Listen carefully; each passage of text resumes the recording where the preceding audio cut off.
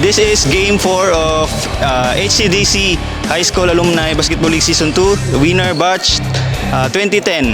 This is Mr. T, the best player of the game with 14 points, 6 rebounds, and 2 assists. So, ano sa'yo maingon mo sa imong performance karon sir?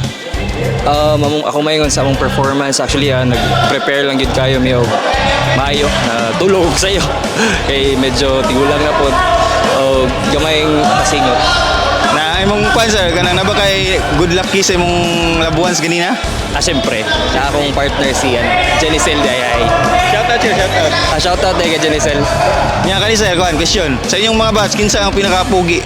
Pinakapugi, si Suwan si Suwan. Pinakapugi sa buha.